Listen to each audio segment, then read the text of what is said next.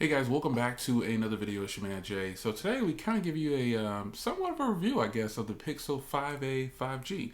I've been using this since launch, or a little bit before launch actually. So some of you guys are probably just now getting your hands on your 5a, and I know you're excited. So just use this video as a stepping stone to point out some of the things that you probably were not ever brought to your attention or you haven't noticed yet on your own personal device. But this is just my thoughts on it, and pretty much just leave it at that. You could agree or disagree, but there's some things about it that I just think are fantastic when I point them out in this video. So the first thing is the hardware and design. Now, the hardware and design of this device is obviously similar to their previous generation of devices because this is their A line. So budget, I guess people like to use the terminology when they talked about the A line. But this, to me, it has obviously all the specs of their premium device that they offer, which was the 5 from last year. So the 5A's hardware, to me, it looks beautiful. It looks beautiful, and it's simple. At the same time, it's elegant. They have this color that looks black, but then looks green most of the time. So it's a beautiful thing. And I think that once you kind of get your hands on it and you start to use it, you'll probably be surprised at how much you fall in love with the way this phone feels in the hand. You do get a headphone jack, you get a fingerprint reader, and by today's standards, having to take your mask off to open your phone with facial recognition could be, somewhat scary to some people. So just popping your finger on there is become convenient. I remember people saying that they didn't want to ride with a fingerprint reader and they prefer an in-screen fingerprint reader, all those different things. But a physical fingerprint reader is probably always going to be better than a in-screen or any kind of facial recognition. You're guaranteed to get in pretty much. As long as your hands aren't dirty and soaking wet or you don't have gloves on, all these different things, it's always going to work better than a digital footprint for something like in-screen or, your face. It'll probably work better than that. Or it's probably also a little bit more secure as well. So having a stereo speaker setup and a headphone jack and just having the physical fingerprint reader, you have a really nice big screen on here too. This is just probably really great hardware, and I think that there's so much that goes into that. Again, screen, the battery, stereo speakers, fingerprint reader, headphone jack, all these things are going to play a part in what is considered to be hardware on here. And to me, this is great hardware. I think they're bringing a lot to the table for what they're asking for you to pay for this device. So the hardware, to me, if you haven't really sat down and just checked out your device that you just bought or you're considering buying it, the 5A 5G is absolutely should be at the top of your list based on what Google is giving you, especially based on previous generations from Google of other devices in the same lineup. So that is something that you really need to consider. The next thing on the list is, the cameras. People at some point, even I had a situation with this particular device, the camera wouldn't start, but again, it was 109-degree weather inside of my car. So it was a situation where it just wouldn't start the camera. It just kept saying the device is too hot, it needs to cool down.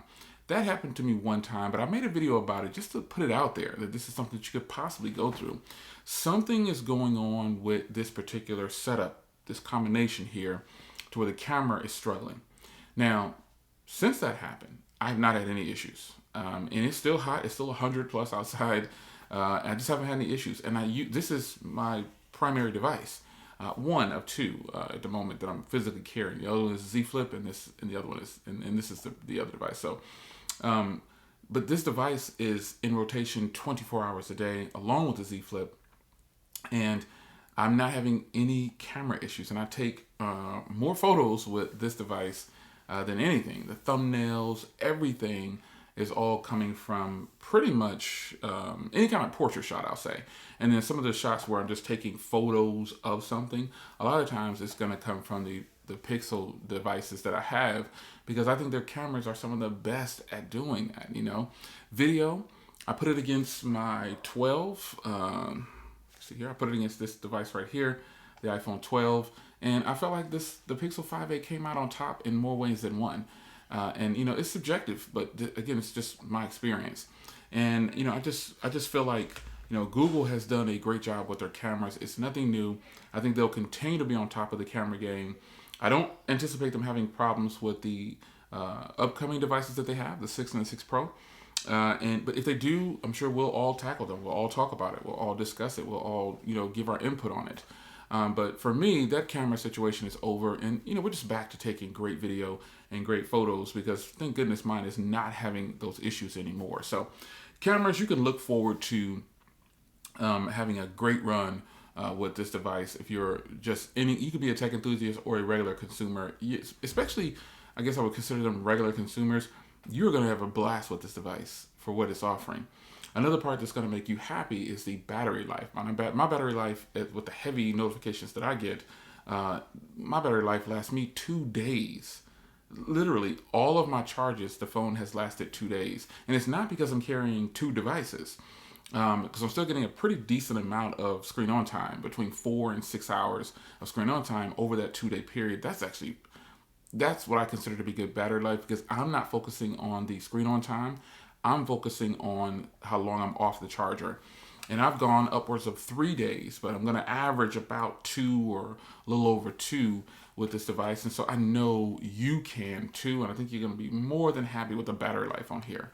When that relates over to performance, though, you have to make sure you have a strong signal. If you don't have a strong signal on your cell phone provider, turn on Wi-Fi. And you make sure your Wi-Fi signal is good.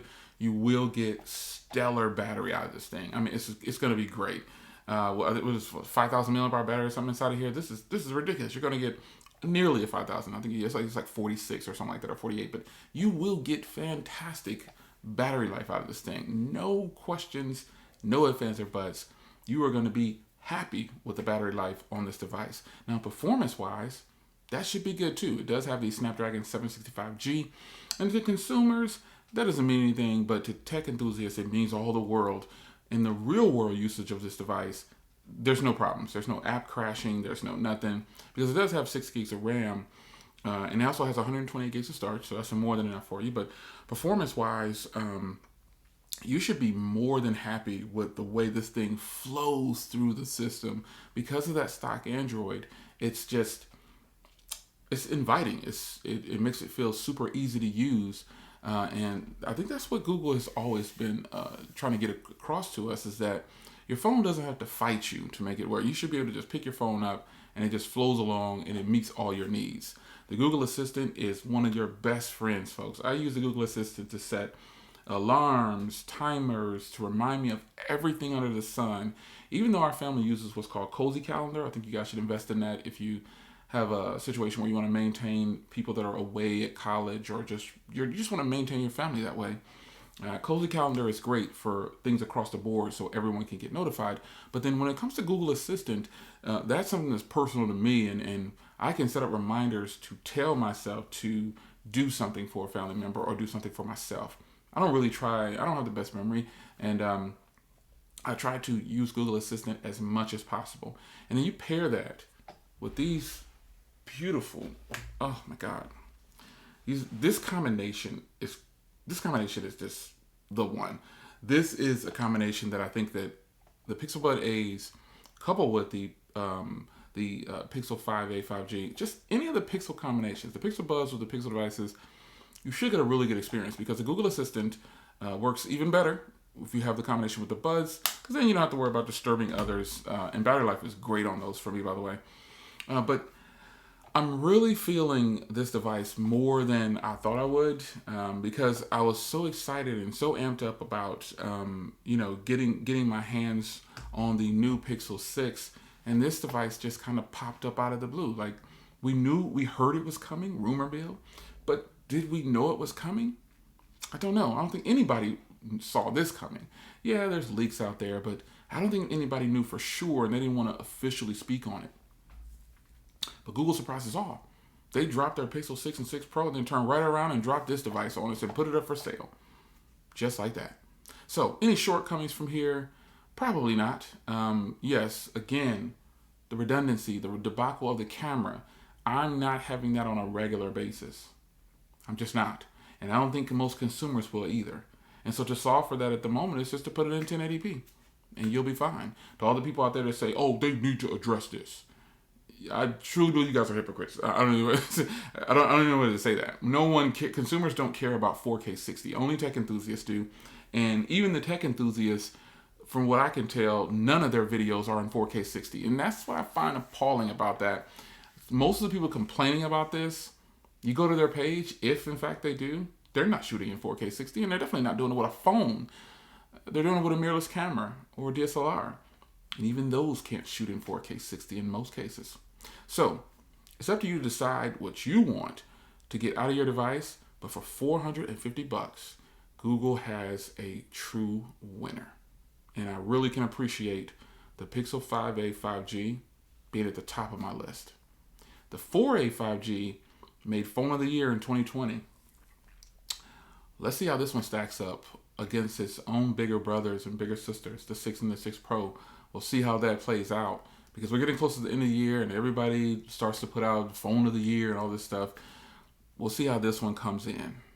We'll see. It's your man Jay. Hope you guys enjoyed, and we are out of here, folks. Take care.